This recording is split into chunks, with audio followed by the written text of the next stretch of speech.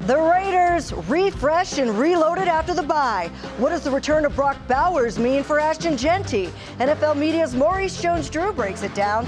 Plus, how can the offense get its groove back against the Jags? Raiders wide receiver Tre Tucker stops by. And JT the Brick helps us say goodbye to the First Lady of Raider Nation. The Silver and Black Show starts now.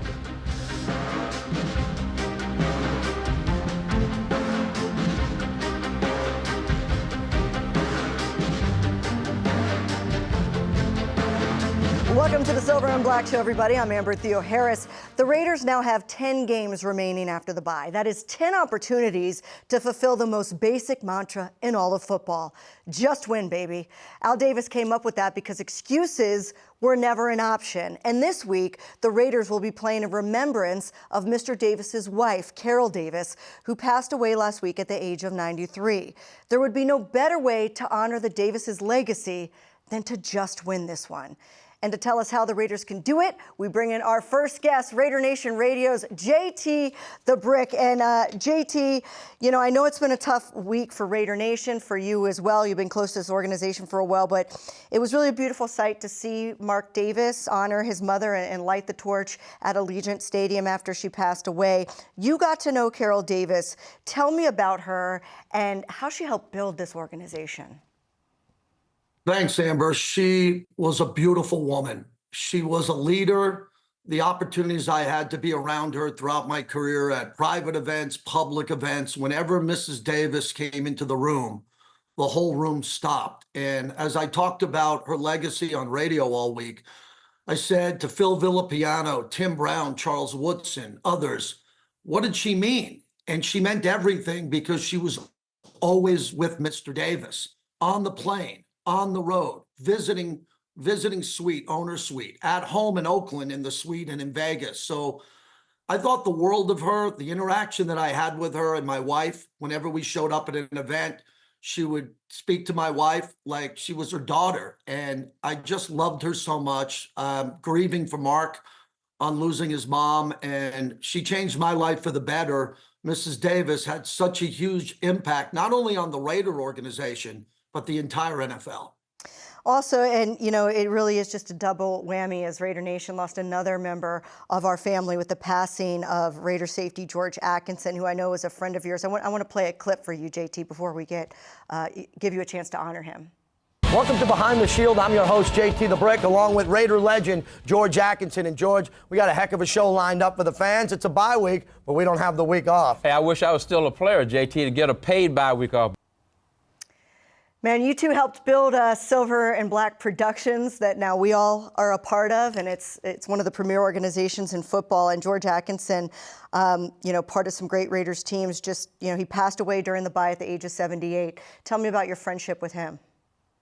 Wow, that clip brings back a lot of memories because we did the first ever show together, and George was my Raiders mentor, Amber. If it wasn't for George, I wouldn't be here today. I wouldn't be part of Raider Nation. It was all about George. When I got hired in 1998, Bruce Allen told me, you're going to meet this guy. He's going to be your radio partner on the pregame, George Atkinson. You better get on his side quick. And I go, what do you mean? He goes, no, get to know him quick. And I had to pass the George test. And then George and I had this brotherhood my entire time. And we've done countless radio shows together, Silver and Black Show, Behind the Shield. And George was the gentleman who introduced me to all the Raiders. So the reason I met Ted Hendricks and Raymond Chester and Lester Hayes was George on the sideline would bring me up to these guys and introduce me to them and say, hey, this is my partner, JT. And it really, Fred Bolitnikoff, I was talking to Freddie about this. I met Fred through George. And if it wasn't for George, I don't know where I'd be because he absolutely changed my life. He became a trusted confidant. Quick story, he kept me in my lane, you know, for all the years I've been here. And, you know, it's been pretty smooth, but there was a couple of bumps along the way. And he pulled me aside and say, stay in your lane, do your job. And we had countless phone calls past midnight throughout my life.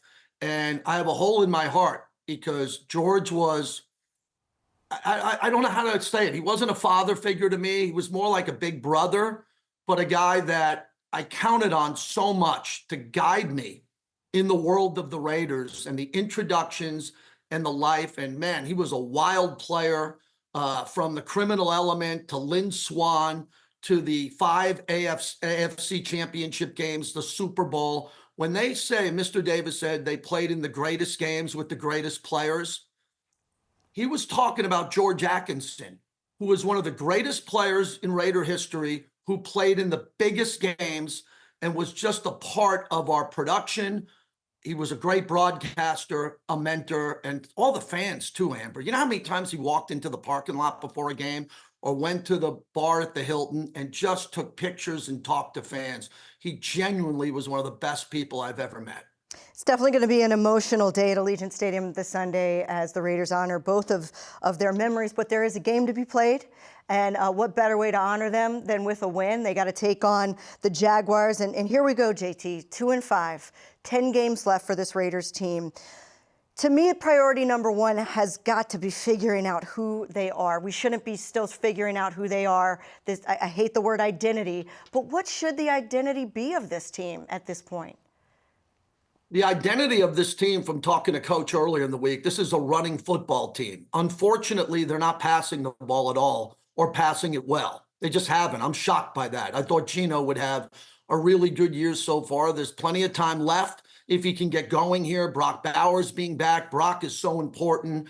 Tyler Lockett coming in. But, Amber, they got to run the ball effectively. We have Ashton Genty as one of our top players in this organization. When the holes are open, he dashes through them, and he's electric. When there are no holes, they crush him behind the line of scrimmage. This offensive line has got to play well the rest of the year. And if not, I don't think a lot of the guys will be back. This is go time right now. This offensive line has to have their nastiest and most physical game at home. The Jaguars are a good team. They're not the 85 Bears. Okay, this is not one of the great teams of all time. We're playing at Allegiant Stadium. We're coming off the bye week after a terrible loss to Kansas City. Everyone on this football team, from the practice squad players who are getting called up to the starters to the Pro Bowlers, have to play a great game. And if we win this game, which I expect the Raiders to, then some momentum will build. We don't have an identity yet. It's supposed to be the running game. The running game's got to get going on Sunday. You know, it's not going to be easy. Like you said, it's not the 85 Bears, but the Jaguars do have the 6th ranked run defense in the NFL right now. One of the issues I had with the game with the Chiefs was Ashton Genty only had 1 carry in the first 15 scripted plays. So I get it. The Chiefs were shutting down the run. But how important is it to just keep feeding him, even if early on it looks like it's not working? Great question. If you go back, and not a lot of people are going to go back and look at that game for obvious reasons, I think they wanted to run the ball.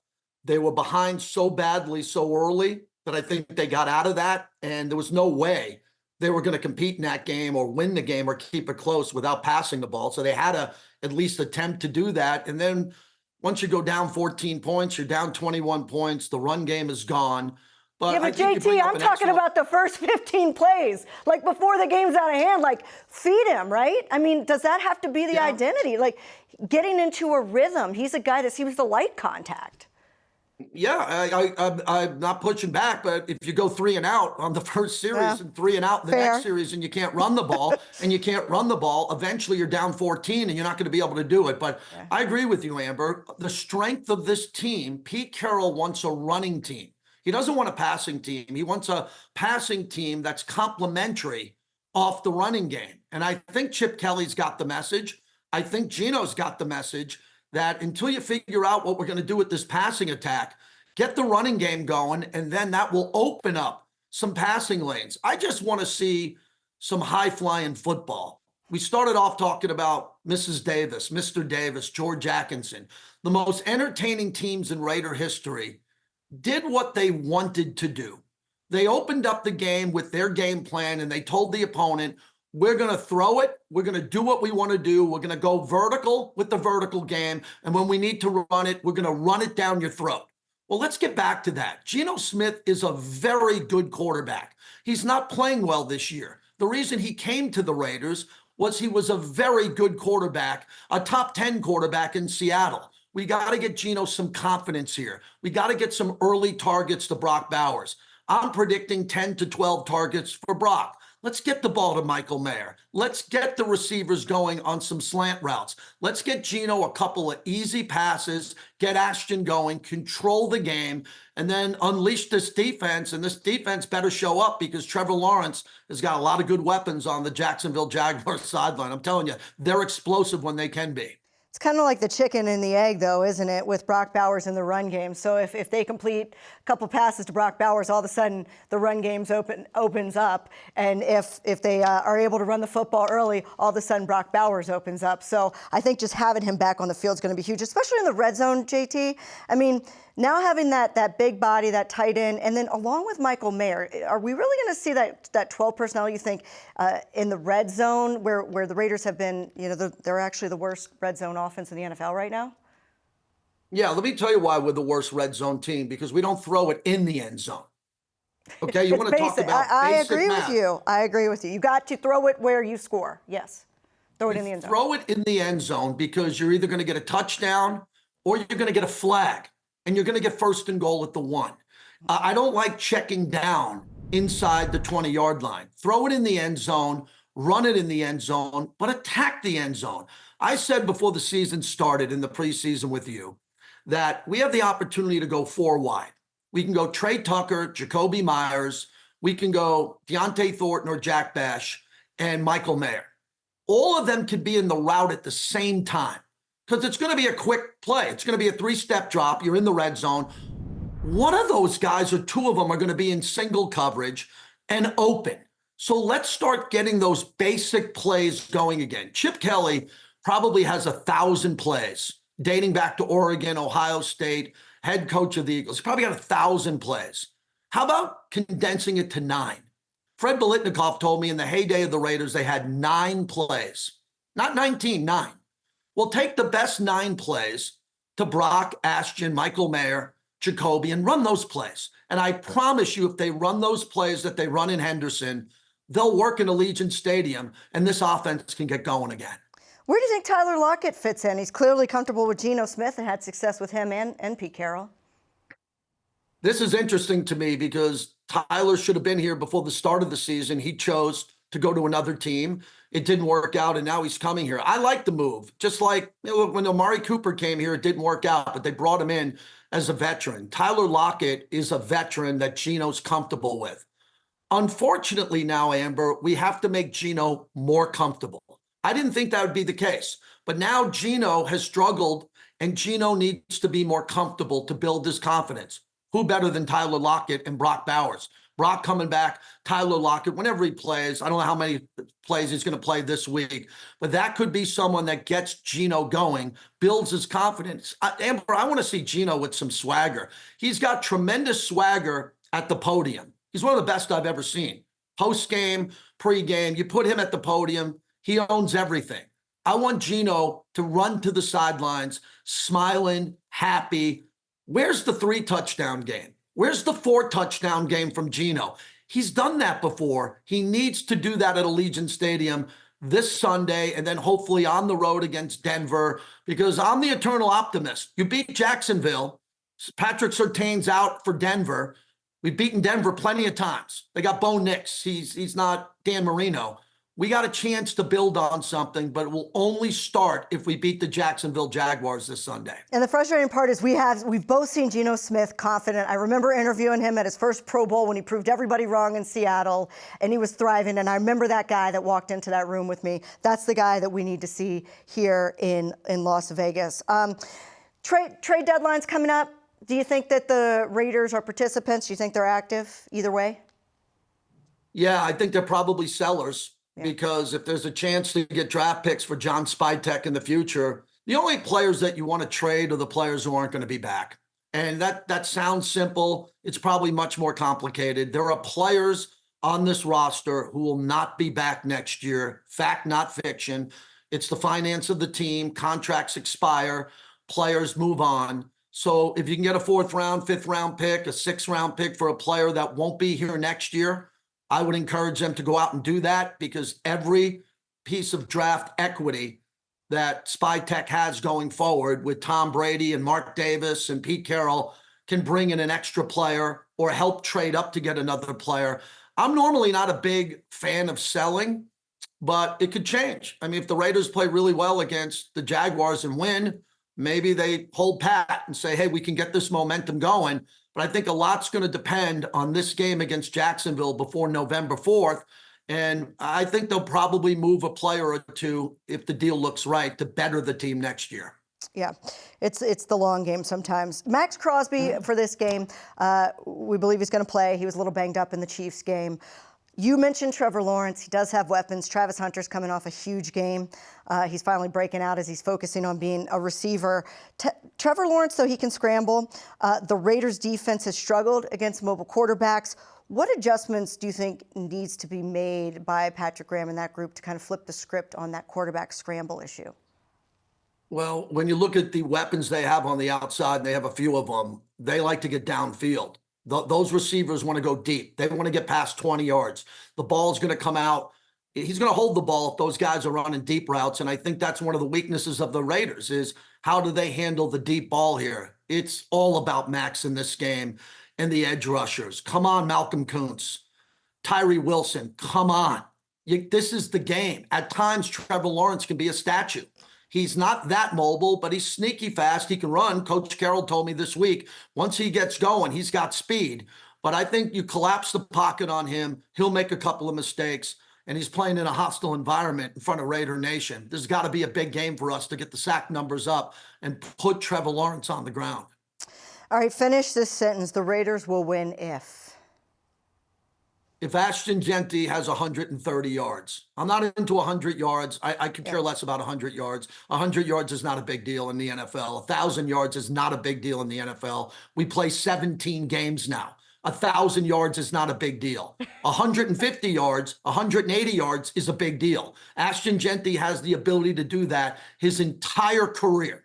If the lanes open up and this offensive line blocks, Ashton Genty could have a 35-yard run, an 18-yard run, a 12-yard run, and build to 130 yards in this game. He's coming off the bye week. He was battered all year so far. He's rested. He's ready to go. This offensive line needs to open up holes for Ashton Genty so he can dominate on Sunday in front of the torch, in front of Raider Nation at Allegiant Stadium.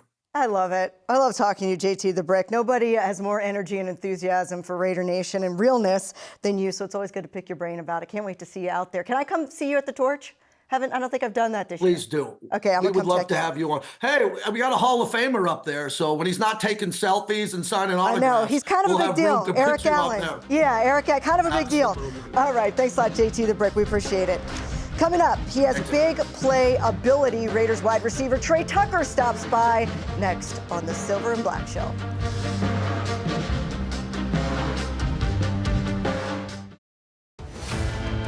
Selected by the Raiders in the 7th round of the 1968 draft out of Morris Brown, number 43 George Atkinson burst onto the pro football scene as an exciting defensive back and explosive returner. My first year, I was a punt returner. First game I played in, first time I touched the ball, I went 86 yards for a touchdown. Touchdown Raiders!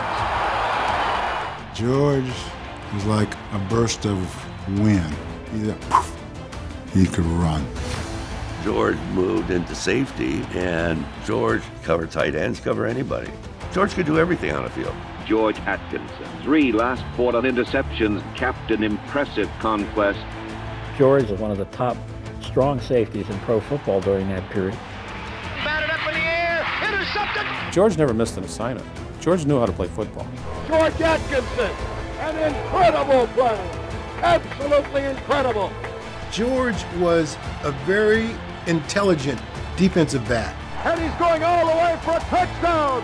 That studied film, that knew where people were going, that would trick you with all that talking that he was doing. Man, he was like talking the whole time. Yeah, they can't get it up the field, they can't beat us. At 6 feet, 180 pounds, Atkinson may have been the smallest strong safety in the league, but he still brought tons of force to the field. His physical style of play helped define an era of football. Football is not a contact sport. It's a collision sport. From the opening bell to the closing bell, you're going to get hit hard. If anyone came to the inside, there was going to be a collision. When he stepped on the field, he just had attitude. Atkinson wrecked fear in the hearts of everyone. He didn't take anything from anybody. George Atkinson really belted the receiver. People like to think I was tough, but George was probably the meanest and toughest guy on the team. George anchored the defense as part of the famed Soul Patrol secondary of the 1970s, helping lead the Raiders to their first World Championship of professional football following the '76 season, a 32-14 triumph over the Vikings in Super Bowl 11. #1 world champs. World champs. Winning a Super Bowl after being in contention so many years, that's an elation that is hard to express. It's just a feeling of euphoria to the point that it's overwhelming. Forever a champion, George's contributions as a friend and mentor to the Raiders continued long after his playing career. Welcome number 43, Raider defensive back George Atkinson. Atkinson was a fierce competitor on the gridiron, but off the field, his charisma and compassion endeared George to everyone who knew him. Welcome to Behind the Shield, Week 3. I'm George Atkinson. He was an integral member of Silver and Black Productions, the NFL's first ever internal media team that was created by owner Al Davis in 1998. Testing. Mike, is the mic on? All right. Mr. Davis put me to work as the host of a show called Behind the Shield. This is a show that gives you a backstage pass to the Oakland Raiders. For the fans, it's a bye week, but we don't have the week off. Hey, I wish I was still a player, JT, to get a paid bye week off, but we have to work. Everybody in the Bay Area knew Behind the Shield. I had a lot of fun doing it, all because Mr. Davis wanted to keep me in the organization.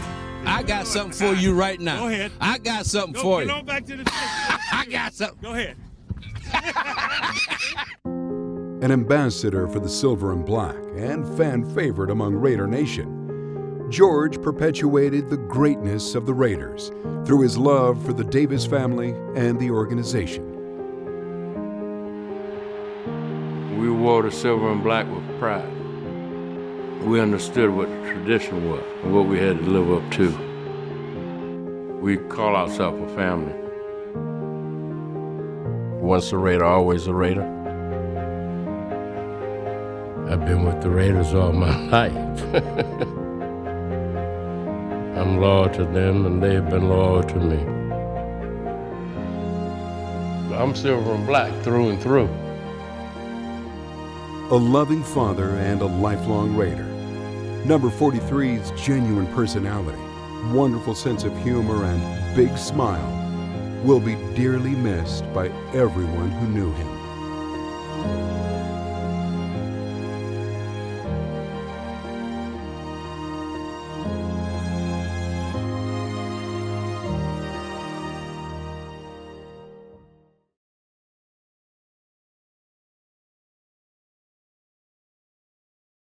Every year, millions fly with us at Allegiant because together, we go places.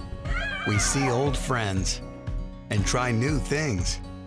We laugh. We really like to laugh. And reconnect. We remember. And we wander, which leads to wonder. From how we go to where we go to what we do when we get there, we go further together. Is there something more fabulous? I need something to chase, something to melt this face. I need Las Vegas. It's too much and never enough. Oh, welcome to fabulous. It's spectacular, outrageous, impossible stuff. You'll stop and yell, welcome to fabulous. At Cox, we're always a step ahead. There you go. I'll show you. Like, before your basement became Movie Central, we made sure you'd have strong Wi-Fi, even down here. And you can rest easy knowing the price of your plan won't go up for 3 years. Guaranteed. See? He's looking out for you, and so are we, with advanced security that blocks threats on your network. Good boy. Whatever the future brings, Cox will keep you a step ahead. Oh.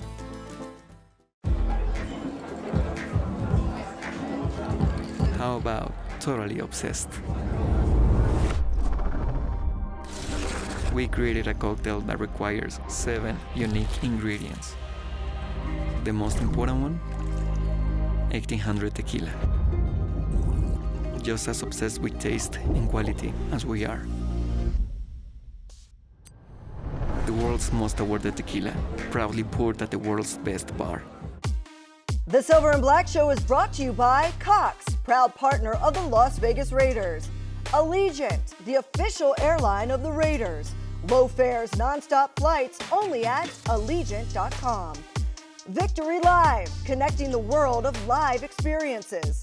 And by 1800 Tequila, official partner of the Raiders. Taste is everything. Please drink responsibly.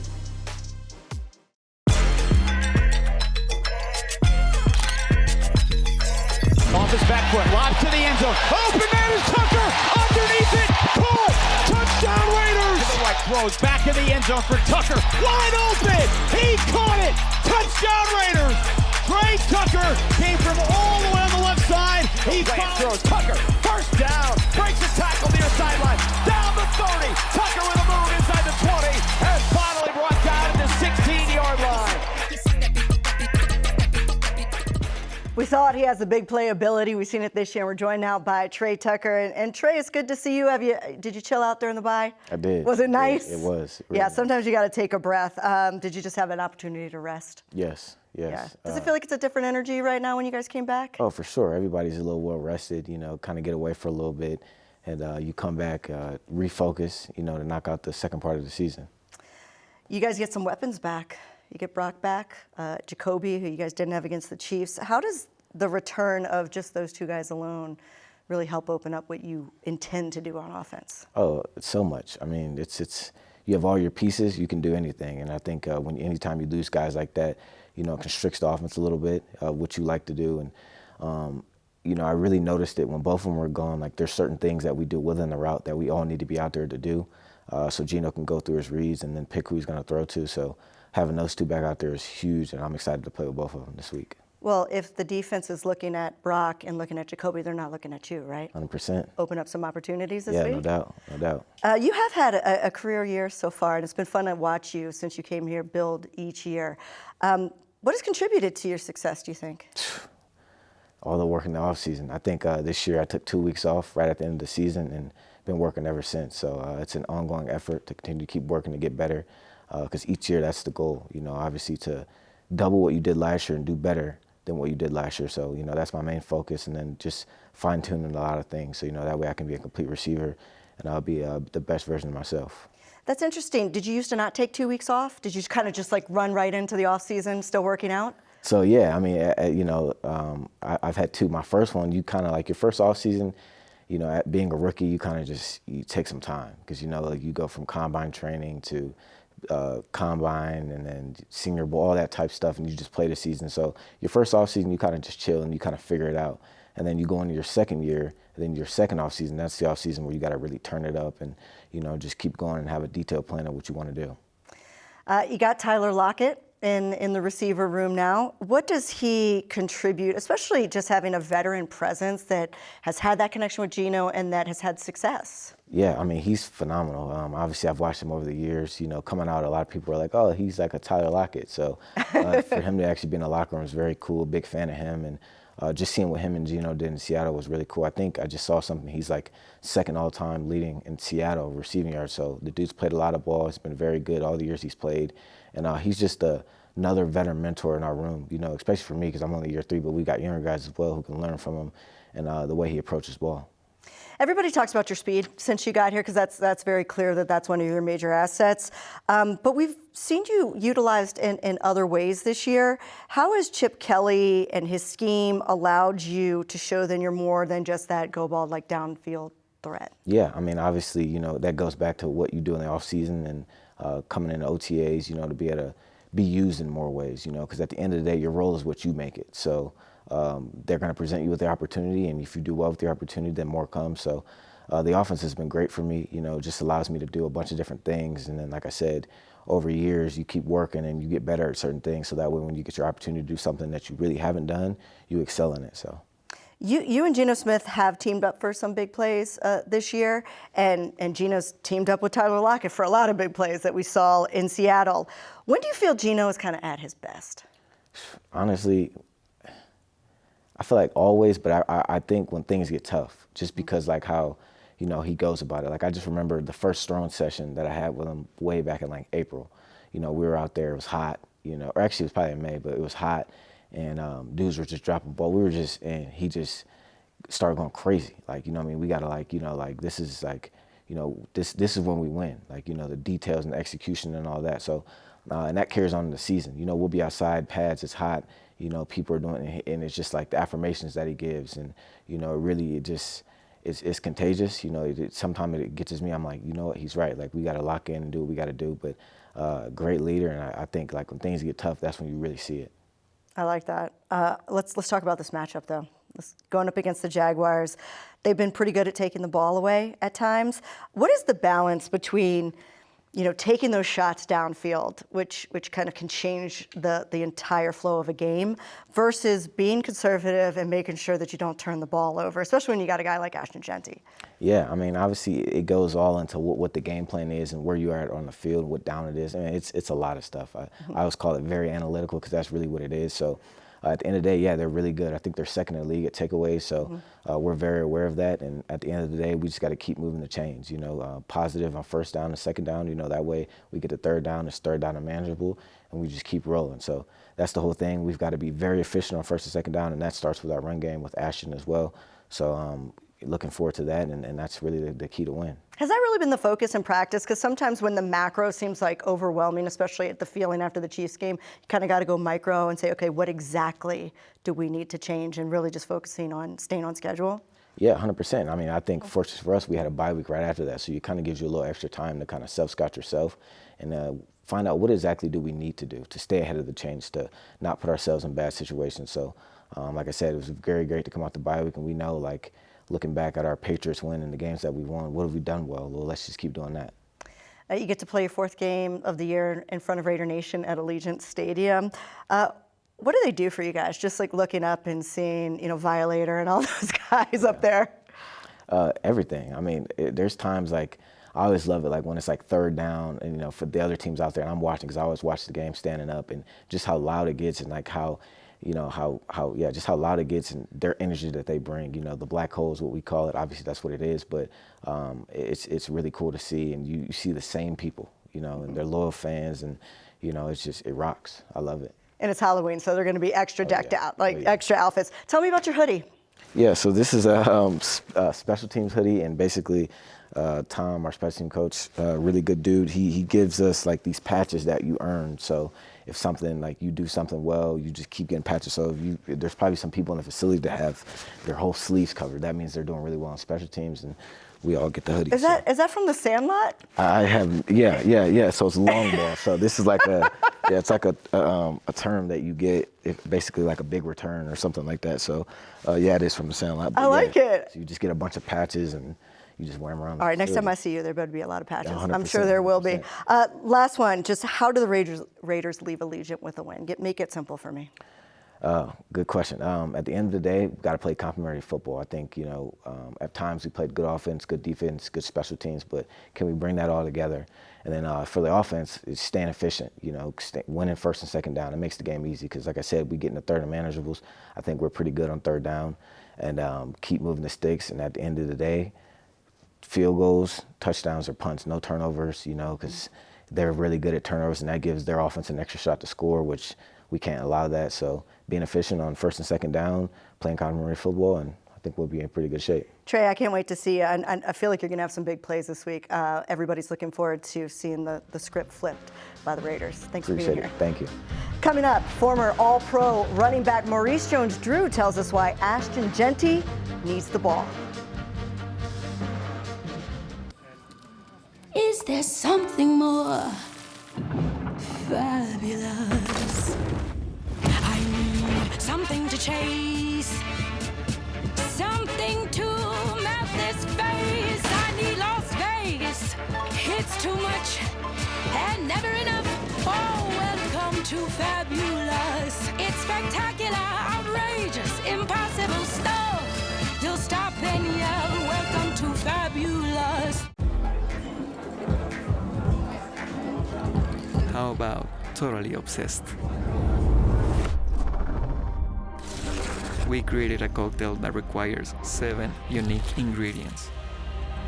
The most important one, 1800 tequila. Just as obsessed with taste and quality as we are. The world's most awarded tequila, proudly poured at the world's best bar. Every year, millions fly with us at Allegiant because together, we go places. We see old friends and try new things. We laugh. We really like to laugh. And reconnect. We remember. And we wander, which leads to wonder. From how we go to where we go to what we do when we get there, we go further together. At Cox, we're always a step ahead. There you go. I'll show you. Like, before your basement became Movie Central, we made sure you'd have strong Wi-Fi, even down here. And you can rest easy knowing the price of your plan won't go up for 3 years. Guaranteed. See? He's looking out for you, and so are we, with advanced security that blocks threats on your network. Good boy. Whatever the future brings, Cox will keep you a step ahead. Oh.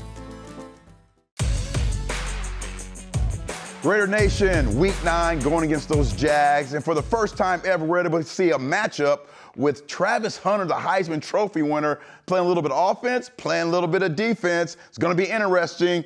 If we get the opportunity, I would love to see us, when he's on defense, be matched up with a big physical receiver. Here we have McMillan, the rookie out of University of Arizona. We want to see this matchup. Look how big, 6'4" against Travis Hunter. We want to see how he matches up. Hopefully we get those opportunities. Just a great job here by the receiver, focusing on the DB, sitting him in his seat. We never want to get in a situation where Travis Hunter is using that athleticism to go down and make those plays early. So again, a bigger receiver has him sitting down a little bit, making sure that he's not going to get that athleticism and be able to break laterally on that route.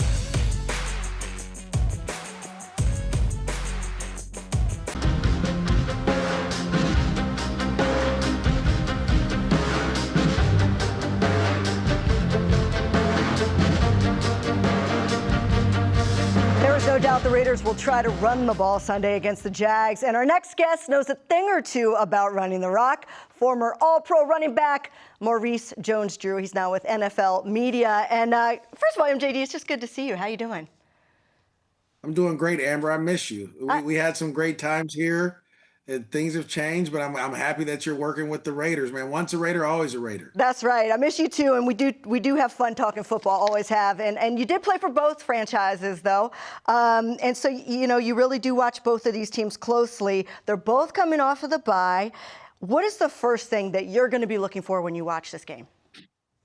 Well, first and foremost, I have to thank the schedule makers for having the MJD Bowl back-to-back weeks, right? First, we had the MJD Bowl with the Rams versus the Jags in London. It was crazy as I'm London's second son. But then to double back and have the Jags go to Vegas, unbelievable. MJD Bowl 2 times this year. Everybody wins the MJD Bowl. So we're super excited about that. But what I do love about both these teams, they both have to get back to running the football. At the end of the day, if they're not running the football, we have an issue. And so when you look at what the Raiders are doing, There's been a lot of zone runs out of gun. I know Chip Kelly loves that type of stuff. That doesn't fit Ashton Genty. It really doesn't help the offensive line. When they get him in that home position, he can have his shoulders square to the line of scrimmage. You've seen big runs and great bursts. So we're super excited about seeing that. I'm also happy that my baby, Brock Bowers, a guy that I coached in high school, he was an eighth grader. I coached him as an eighth grader, ninth grader, 10th grader for a 7-on-7 team.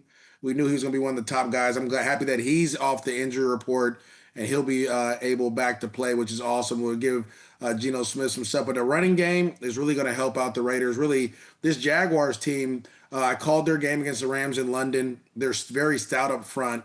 And you're going to have to protect Geno Smith when he's throwing the football. And so the Jaguars do a great job of taking the ball away.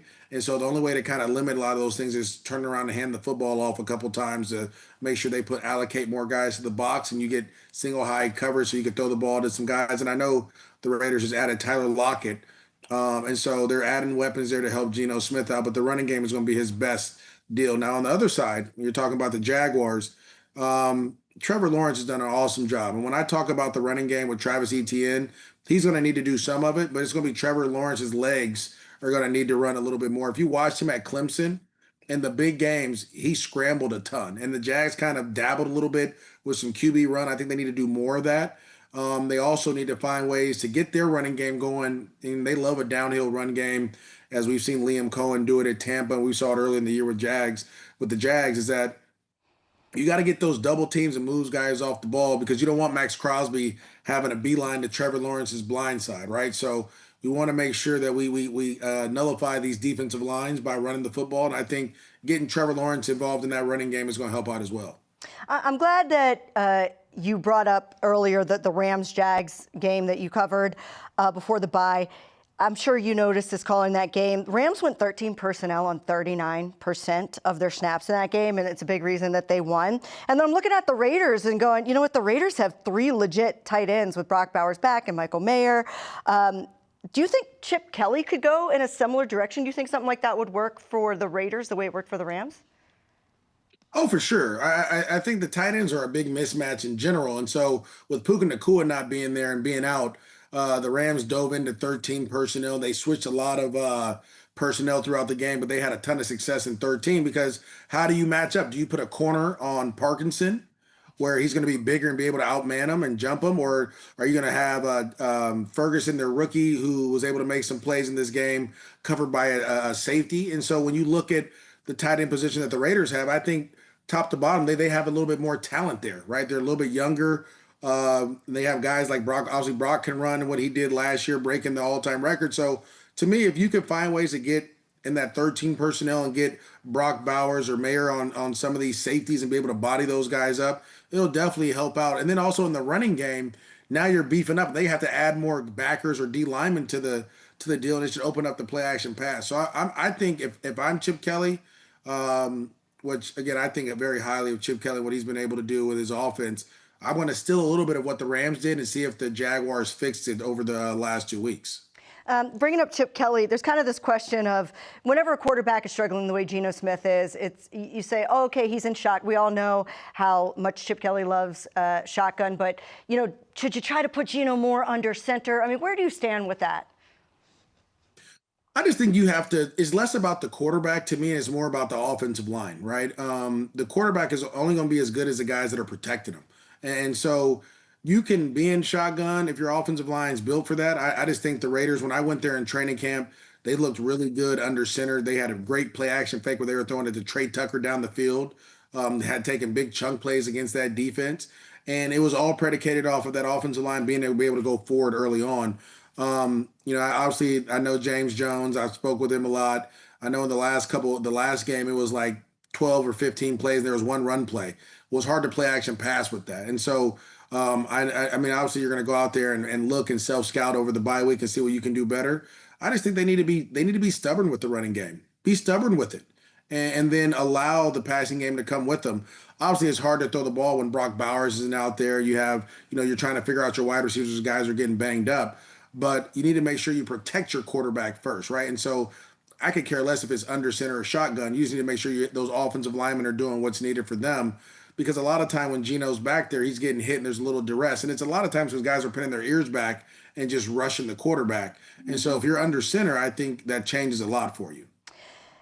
I love that you put into words what I've been trying to say. Be stubborn with the run game, because I get that the run game wasn't working against the Chiefs and that Ashton Jeanty had, 1 out of the first 10, 15 scripted plays, Ashton Jeanty touched the ball once, which was, you mentioned James Jones on game day. We all spoke about how that was a little confusing. How does that happen? As a running back, explain to me what you need to do in those games. I mean, the Jags have the 6th ranked run defense. In those games where you have to stick with the run no matter if it's kind of not working at first. Like maybe you go 3 and out. I think what happened to the Raiders was 3 and out, and then all of a sudden it was 14-0. And then you have to throw the football. How do you be stubborn with a run game? Well, there's certain things that you credit to the run game, right? Like I've been in offenses where they say screen passes and play action passes, those yards go to the running game. And so, yeah, obviously it's a pass play, but if you're doing a play action pass, that's based off of a run that you're running. If you're doing a screen play, you're throwing a -2 yard route that's going for, and so it kind of keeps you on track. And so to me, I think that's the biggest thing. Running the ball it's not always just turn around and hand the football off. Find a way to get him the ball in space. Maybe you throw a swing screen to him, get him out with some blockers out in front of him, where you do a little fly sweep action and you kind of bring him back to run a downhill type of run play. Maybe you pull on that play. But I just think, again, being stubborn with the run game is just not lining up in the eye and just handing the ball off all the time. It's finding ways to get your running back the ball in space. Any pass that I consider part of the run game, any pass that's behind the line of scrimmage is part of the run game. Because, again, you're turning around and handing the ball off behind the line of scrimmage. And so, to me, that's what I would do, right? So when you watch that Chiefs game, yeah, they were trying to run the ball. Chiefs are really good. They're getting healthy. They're playing well. But there wasn't many, like, screen plays to the back or swing screens or just check downs. Run everybody off and check the ball down to the back. Find ways to get him the ball in space. He's a tough guy to tackle. He's been like that. We've seen it beforehand. Again, I got a chance to see him in person at the Raiders camp. And when you watch his tape, man, the way he ran against the Niners in the preseason, all those things, his toughest run, I thought his best run was against the Patriots in week 1, where he broke like 4 or 5 tackles on a 2-yard touchdown run, right? So he's tough to tackle in space. Find ways to get him the ball in space and contribute that to your running game. I want to talk a little bit about the Jaguars. One of their biggest threats is Devin Lloyd right now, right, going up against that defense. He already has 4 interceptions. How do the Raiders attack the middle of the field? Or do they kind of not really, because Devin's there? Well, I think you try to run what we call cheese routes. You put like a 5-yard route in front of him and then a 12 to 15-yard route behind him. Devin Lloyd's done an awesome job of really getting depth. And then again, he didn't play against the Rams, so that was kind of a deal that the Jaguars went through a rough gauntlet where they played the Niners, the Chiefs, the Seahawks, and the Rams in consecutive weeks. And so they got a little banged up and a little beat up, and Lloyd was one of those guys. He's done a great job, though, understanding what they're asking of him, right? And so he's going to roam the middle of the field. He's going to read the quarterback. So maybe you have like a 5-yard route right in front of him. You just kind of dink and dunk. You force him to drive that route. Then you kind of be patient and get the ball behind him later on. If you try to force the ball deep, anywhere between 12 to 15 yards in the middle of the field, Devin Lloyd's going to go get it. Mm-hmm. He's longer than you think he is. He's more athletic than you think he is. And so they've done a good job of putting him in position to make plays. Because, again, when he was utilized beforehand, they were asking him to play man-to-man. They were asking him to do certain different things that he's not the best at. He's a terrific zone dropper. He knows how to get his hands on the football. And so you want to make sure with guys like that you always have a guy in front of him and a guy behind him so that he has to make a decision, and then you just go off of what he does best. It's kind of like when you go against Micah Parsons. You don't run the ball at Micah Parsons. You read Micah Parsons in your running game. You force him either to take the running back or the quarterback, and then whichever way he goes, he's not right, and you eliminate him out of the game plan. You mentioned Trevor Lawrence, and I do want to talk about the offense. You mentioned you would like to see him run a little bit more. Unfortunately, the Raiders have been not great at containing quarterbacks that have been scrambling and mobile, so the Raiders will have to tighten that up. But the one thing that has been happening to Trevor Lawrence, he's getting sacked a lot, and the Raiders do have Max Crosby. What are you looking for in that matchup, and how have they been able to get to Lawrence so frequently? I mean, it was like 58% of the time he was pressured against the Rams. The biggest thing is stopping them on first and second down, right? Getting them into third and long, known passing situations. They've struggled at that with all across the board, both tackles, both guards, and the center. And so you're going to find your one-on-ones. Now, I know Max Crosby's going to probably get double teamed. They'll probably have a tight end chip or a back help or whatever it may be. So there's going to be other guys that are going to need to make plays. But the one thing the Rams did is they eliminated their running game early in that game. I mean, it was eliminated. They got a sack on the first or second play of the game. They were stopping their running game. It was insane to see the way they were able to play defensively and on the line. And so you got to stop them from running the football. If you allow the Jaguars to run the football, they will run it down your throat. And so that has to be the first thing you have to do is stop them from running the football, force Trevor into 3rd and 8s, 3rd and 10s, where he has to hold the ball and wait. And they've struggled with that. And so they don't want to do that. And what I mean by Trevor Lawrence using his legs, on the 3rd and 8, we've seen this a couple times throughout the season. He'll go to his first or second read, then he's looking for a lane to run. And I think their best option is him running in those situations and trying to throw the football, as they've had the case of the dropsies a little bit over the last couple of weeks. So I expect him to run a little bit more. So you may have to put a spy or run games or find ways to try to contain him a little bit. Just because, again, if you watch that Kansas City Chiefs game, that's the Trevor Lawrence that I saw in college. The guy that when there was nothing there, he took off and ran. And so they were able to run the football. They were able to be balanced. And then his legs on 3rd down was a big difference. So to me, if you're the Raiders, you have to get them into 3rd and long. If they're into 3rd and manageable, 3rd and 3 to 3rd and 5, it's going to be a long day for the Raiders. If it's not, if it's 3rd and 8 to 10, then you'll like the outcome that comes from that game. I think the good news for the Jags right now is they're finally figuring out that Travis Hunter probably can't play both ways and maybe he should be focusing on one side of the ball. The bad news for the Raiders is that he is really figuring that out right before their game, where he has a huge game right before that. What can the Raiders expect to see in Travis Hunter? And just in general, if you're a football fan, pretty cool to see Ashton Genty and Travis Hunter on the same field. Two, I think, rookies that will be making news in this league for a long time. Yeah, Amber, I agree with you. I think Travis Hunter is their number 1 wide receiver, to be honest. What he showed in London, it was amazing, right?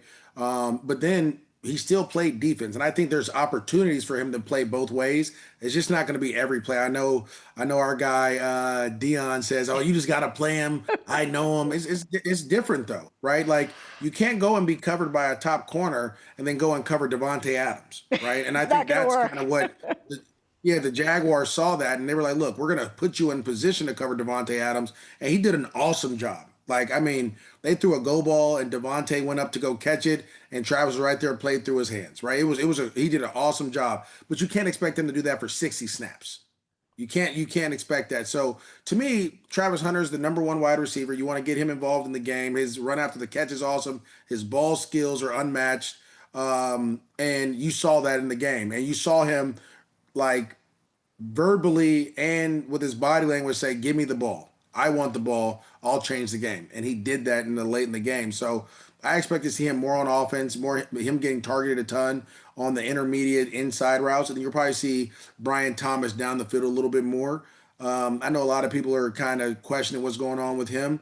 It's just a different system than he ran last year, right? Brian Thomas caught a lot of passes going out towards the sideline and down the field, where this offense is all predicated on breaking in. Everybody's breaking in to where there's safeties and the ball has to be in tight windows. You got to be okay with catching it and possibly getting hit. Travis Hunter's okay with that. I don't know if Brian Thomas right now is. And so I think they'll work with him. They'll get him going. But they have 2 young guys that can get after it. And then, like you said, this is one of the only at the MJD Bowl you get some of the rarest things that happen, right? First round running back that's going to run his break tackles and run and be an awesome player, and then obviously a two-way starter two-way star that we haven't seen since Dion played. So I'm super excited to watch this game, this matchup. And like I said, it was worth all the admission. I just want to make sure that they need to give you a commission Mark on Davis it. Understands. Yeah, they did give you Yeah, that's what I said. Mark Davis understood. I just need 20%. Yeah, that's all. I don't need much. That's all. We're going to work on that. 20% for the MJD Bowl. Real quick, give me a bold prediction for this game. Man, a bold prediction. Anything you could see happen. I'll say this. I think the Jags and the Raiders probably combined for 280 rushing yards. I think both teams are going to commit to the running game. They're going to be stubborn with the running game, and that's going to be we may have to mix in some screens to get that, but I think you're going to see a ton of the backs involved in both game plans this week. I know, again, speaking with the Jaguars, one of the things they want to do is get Etienne out in space with Lyman out in front of him. He's a great guy in space. They want to find ways to get him doing that. And I'm sure the Raiders are working on that as well. I haven't reached out to some of my contacts there, but make sure you tell Greg Olson. I'll be texting him later to get the info. We'll do that. I think, again, getting Ashton Genty in space is going to be important. So I expect both offenses to find the way to do that. Look, that tells me both teams are going to control the clock. Time of possession might be equal. It's going to come down to turnovers, MJD. Just remember I said that. Whichever team protects the ball is going to win this game. And you know what? It's so good to talk football with you. I actually feel like I learned about this game that I've been studying all week. So thank you, MJD. We appreciate it. Hopefully I'll see you out there. If not, I'll see you around. All right, Amber, thank you for having me. All right, good stuff. Coming up, why we're putting the load on Geno Smith in One Last Thing next.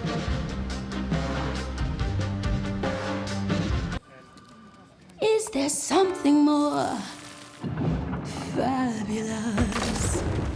I need something to chase, something to melt this face. I need Las Vegas.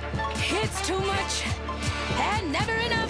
Oh, welcome to fabulous. It's spectacular, outrageous, impossible stuff. You'll stop and yell, welcome to fabulous. How about totally obsessed? We created a cocktail that requires 7 unique ingredients.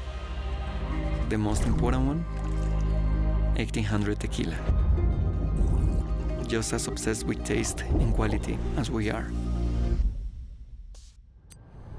The world's most awarded tequila, proudly poured at the world's best bar.